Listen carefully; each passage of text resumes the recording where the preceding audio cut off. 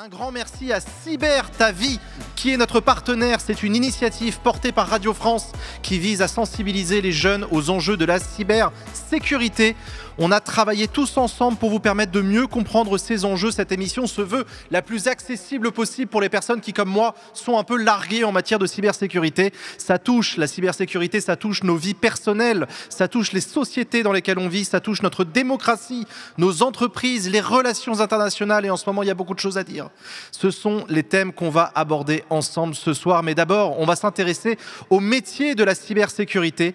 On va casser les clichés. Non, travailler dans la cybersécurité, ce n'est pas que pour les geeks en sweat à capuche. Non, il ne faut pas nécessairement avoir fait des études d'ingénieur en informatique pour travailler dans la cybersécurité. Pour commencer cette discussion, j'accueille 3 invités exceptionnels que je remercie d'être venus. Un tonnerre d'applaudissements pour Yann Bonnet.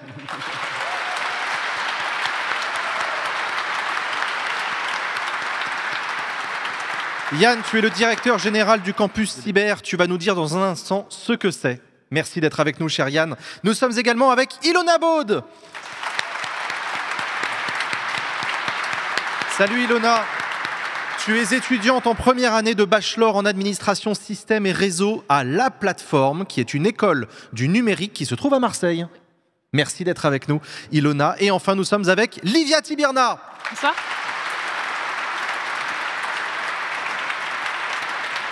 Livia, tu es CTI analyste pour Sequoia, une entreprise française de cybersécurité. Tu vas nous expliquer dans un instant de quoi est-ce qu'il s'agit. On va commencer avec toi, mon cher Yann. Explique-nous, comme si on avait 5 ans, ce que c'est la cybersécurité, s'il te plaît. Bon, du coup, la cybersécurité, en fait, j'aime bien reprendre des propos d'un philosophe qui s'appelle Bernard Stiegler. Quand il parlait de numérique, il parlait de remèdes et de poisons pour notre société. En fait, le numérique, c'est... Le remède pour des poisons ? D'un remède et d'un poison pour notre société, okay. le numérique. C'est à la fois quelque chose qui nous permet de s'éduquer, s'informer, jouer, et en même temps, c'est des nouvelles menaces, cette société qui se numérise, avec des possibilités d'influencer les opinions publiques. Ça a un impact sur notre planète. Et il y a des nouvelles menaces qu'on appelle des menaces cyber, où, en gros, un certain nombre d'attaquants vont pour différentes motivations, soit vouloir espionner un objet connecté pour des raisons politiques, par exemple Macron Leaks en 2017. C'était le piratage de la campagne électorale d'Emmanuel Macron. Exactement. On a aussi d'autres motivations, par exemple l'appât du gain, se faire de l'argent.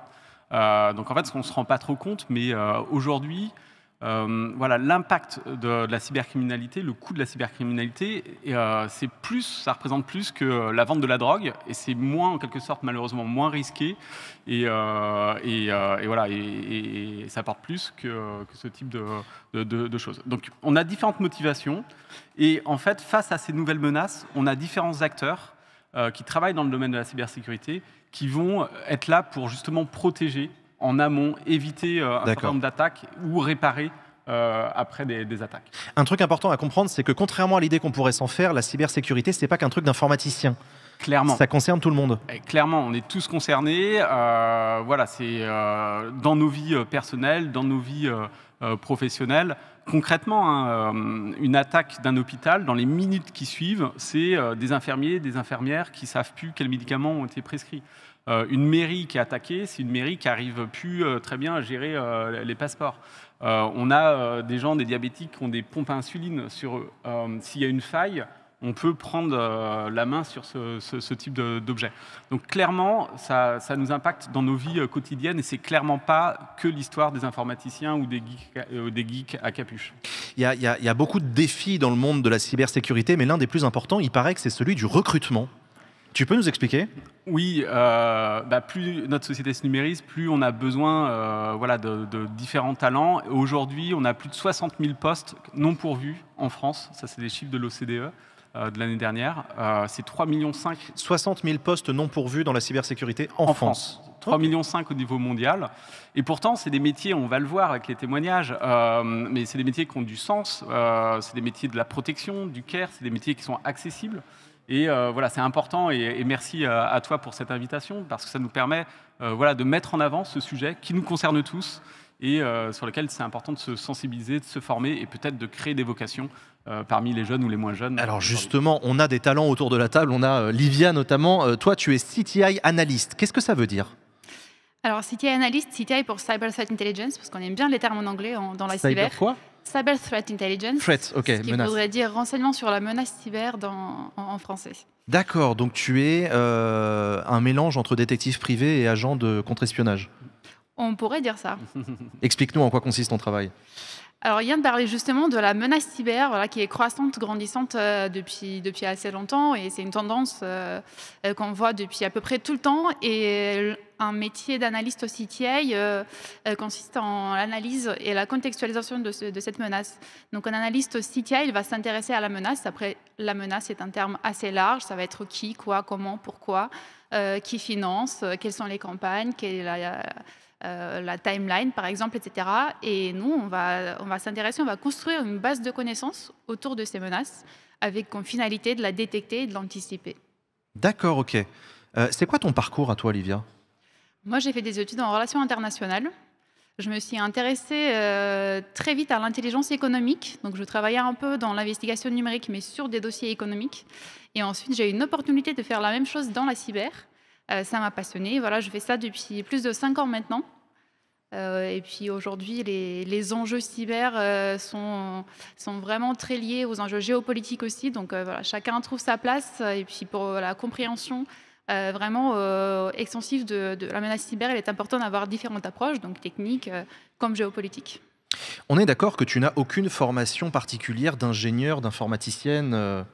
Tu as fait de l'intelligence économique, tu as fait des relations internationales et de l'intelligence économique. Tout à fait. Ensuite, on a des formations internes et puis c'est ça qui est enrichissant dans la cyber. On travaille avec des profils très différents. Aujourd'hui, on est une équipe d'une vingtaine d'analystes, techniques ou pas techniques. Donc quand je dis technique, c'est effectivement ingénieur informatique le plus souvent. On a des linguistes, on a des experts en géopolitique et puis on se forme mutuellement. On fait des points hebdomadaires avec des formations techniques comme des formations plus géopolitiques et de la veille géopolitique internationale. Et puis c'est ce qui est enrichissant. On arrive à tous avoir des parcours et des connaissances assez complémentaires. Ok. Ilona, toi, tu viens de commencer tes études de cybersécurité, mais avant ça, tu avais fait des études qui n'ont rien à voir. Non. Tu faisais quoi? Elles sont très pratiques parce que j'ai fait des études d'anglais. Donc, comme Ilona disait, beaucoup de termes en anglais, beaucoup de documentation en anglais. Donc, ça me permet de comprendre en fait tous les cours, les informations. Ça me permet de progresser plus vite. Tu as un diplôme en anglais? Oui, la licence, j'ai fait 2 ans de master. Et tu as fait 2 ans de master en anglais. Ok, d'accord. Oui, donc effectivement, j'imagine que c'est pratique. En cybersécurité, il y a beaucoup d'anglophones, on est d'accord? Oui, et pas seulement. Yann? Oui, mais pas seulement. On a besoin en fait de plein de cultures différentes, de compréhension des sujets pour être efficace.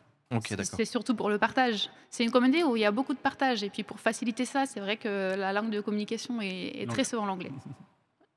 Ilona, c'est quoi ton école dans laquelle tu étudies actuellement qui s'appelle La Plateforme? Comment ça marche? Nous, La Plateforme, c'est une école, on a 1 an de prépa pour nous former à toutes les bases pour pouvoir être prêt à rentrer sur le marché de l'emploi, pour pouvoir faire après 2 ans d'alternance et décrocher un titre RNCP6.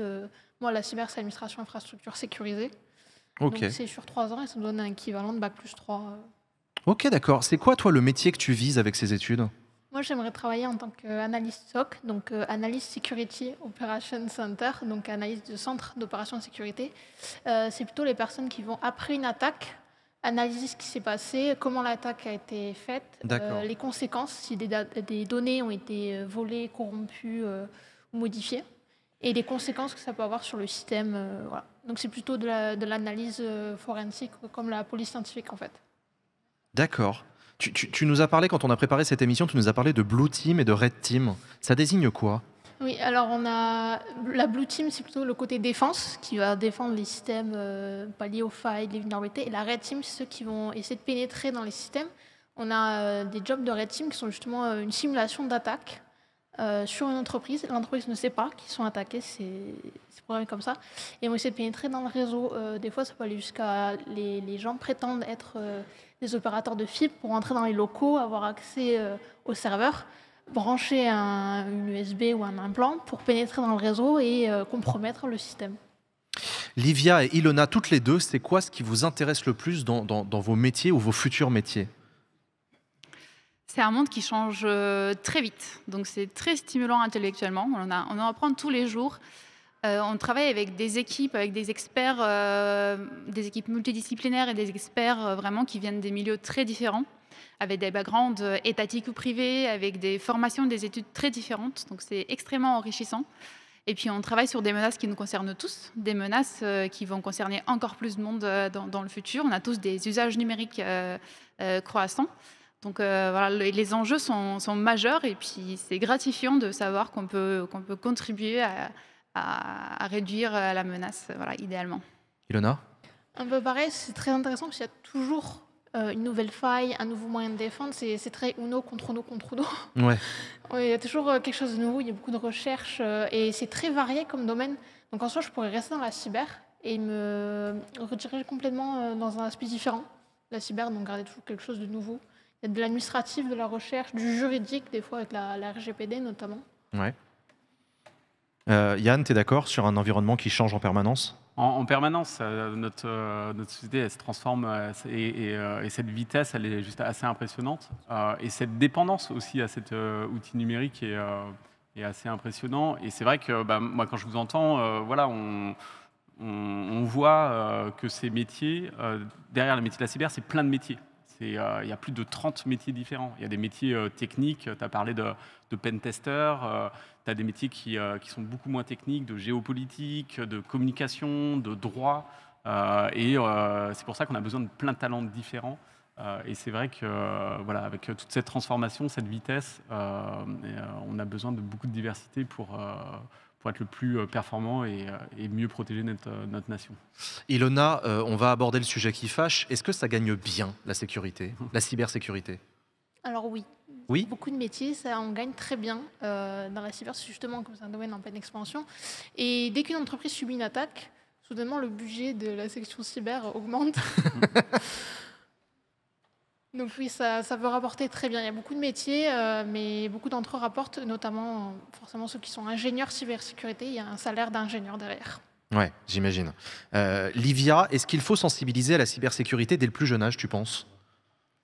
Je pense que ça peut être la clé pour attirer de nouveaux talents surtout, puisque souvent on a ce problème on n'arrive pas à recruter les bons experts et surtout avoir une parité voilà, correcte.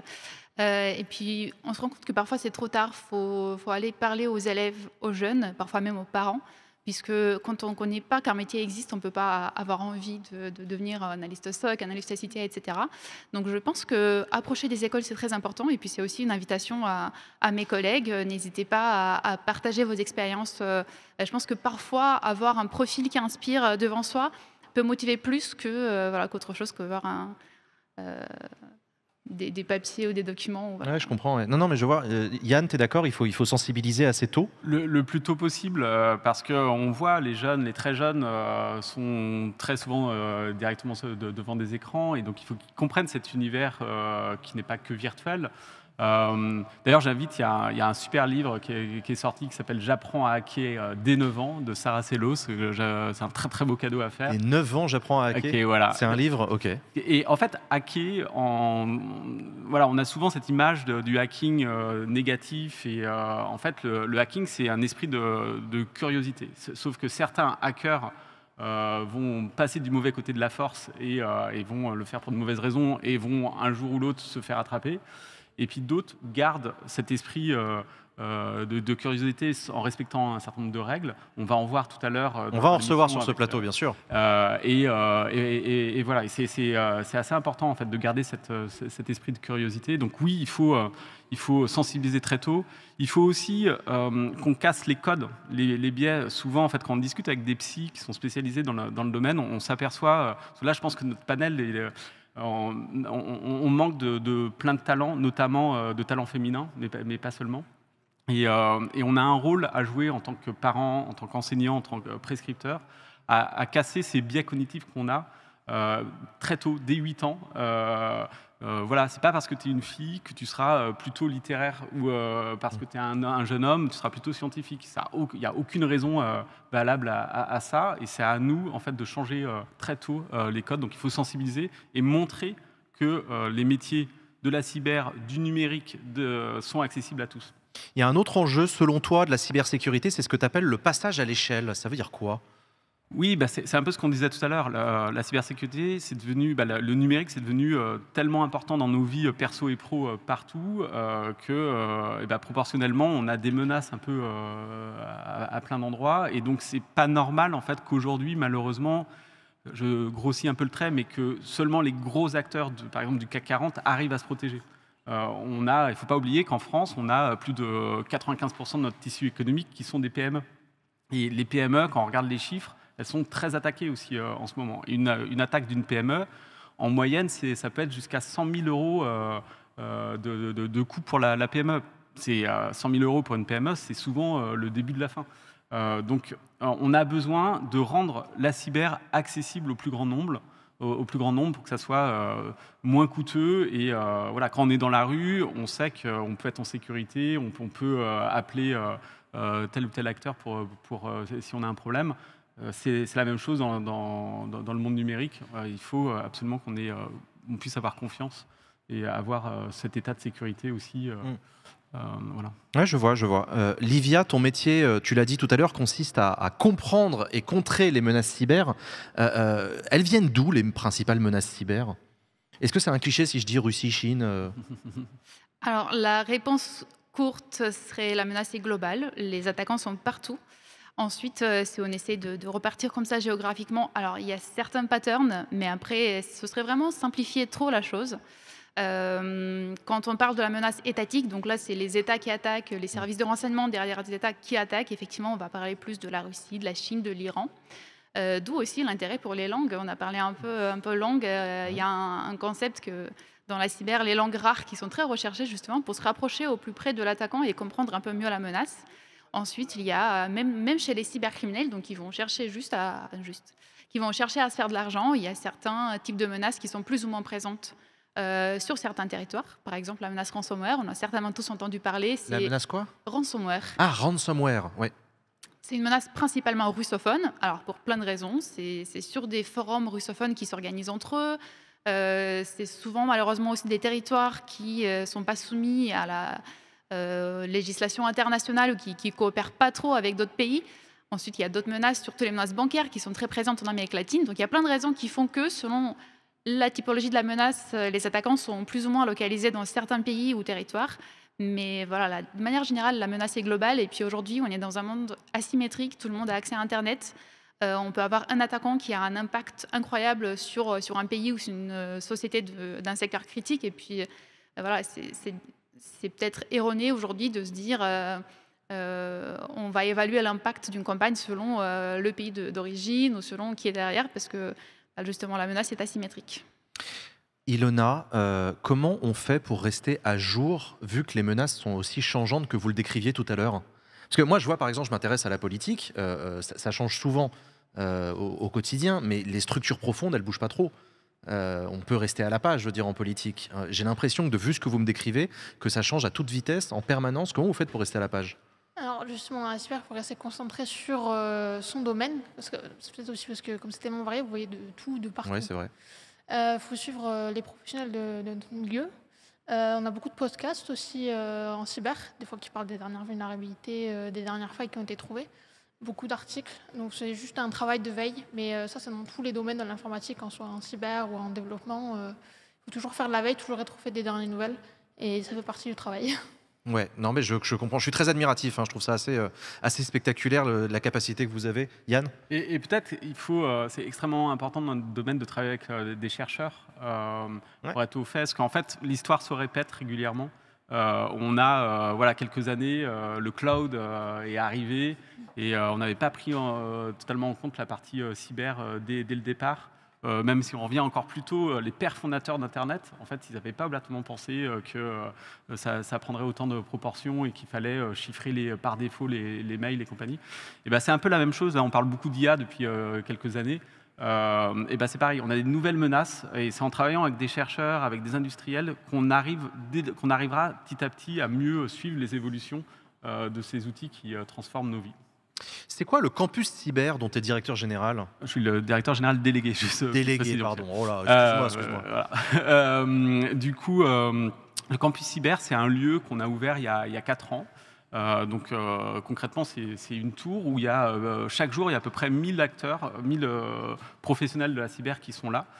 Donc voilà, on va croiser des étudiants qui viennent se former, il y a des différentes écoles, on va croiser des chercheurs, on va croiser aussi des personnes en uniforme de la police, de la gendarmerie qui sont en train d'enquêter sur des cybercriminels. Voilà, c'est un lieu où il y a tout l'écosystème qui travaille ensemble. Concrètement, ce qu'ils font, en fait, on organise par exemple des groupes de travail pour avancer ensemble, pour mettre un peu d'intelligence collective, parce que la France est un beau pays, mais on reste tout petit par rapport à des grosses puissances comme les États-Unis, la Russie, la Chine, ou pas que étatiques, des géants du numérique, les Google, les Amazon, les Amazon et compagnie, ils ont une puissance assez importante.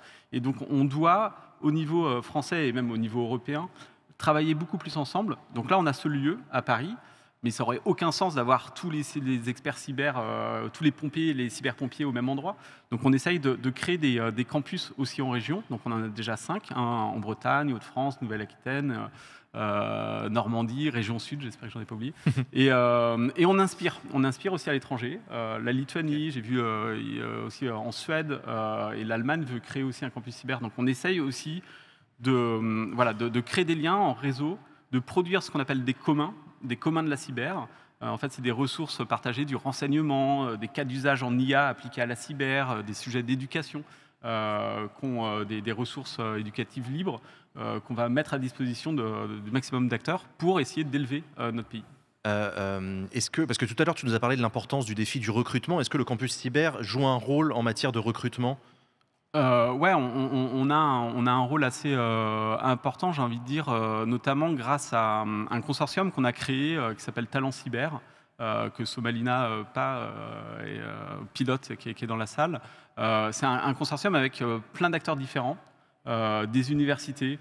C'est financé par l'État, en partie, par France 2030. Et on a des universités, on a PIX, vous voyez ce dispositif qui permet de tester les compétences des collégiens, des lycéens.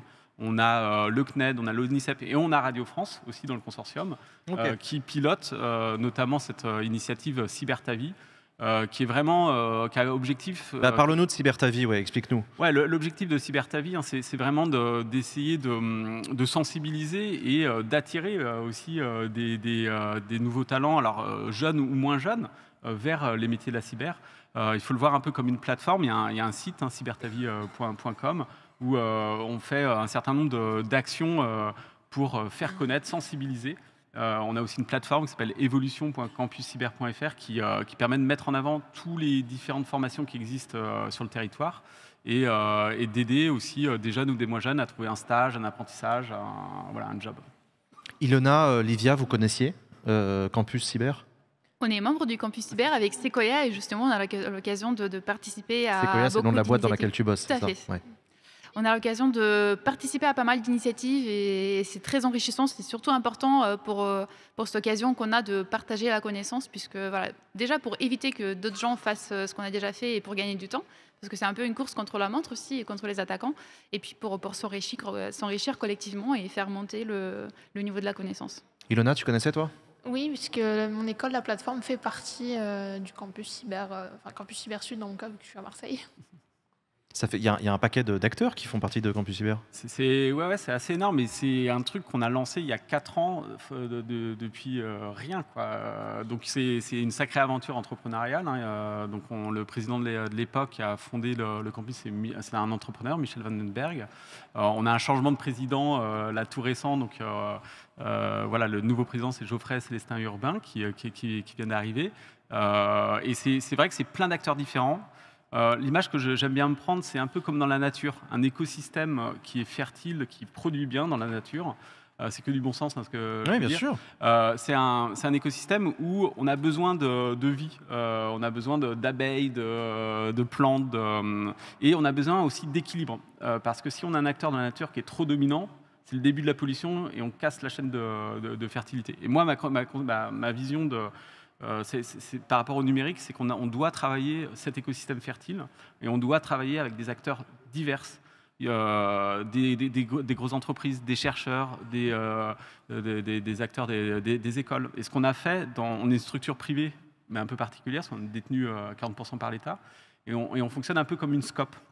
En fait, dans la gouvernance, les acteurs du CAC 40 pèsent autant que le monde, les acteurs de la recherche ou de l'éducation, ce qui n'est pas simple au début, on a discuté au départ, mais ça a été accepté par tous pour nous obliger à penser intérêt général, j'ai envie de dire, avant les intérêts particuliers, et faire en sorte de créer ce terrain fertile pour, comme tu le disais, être plus fort, mieux partagé et inverser le rapport de force par rapport à ceux qui nous attaquent. Il y a quelqu'un dans le chat qui dit « Je suis en quête de reconversion professionnelle. Est-ce un signe ?»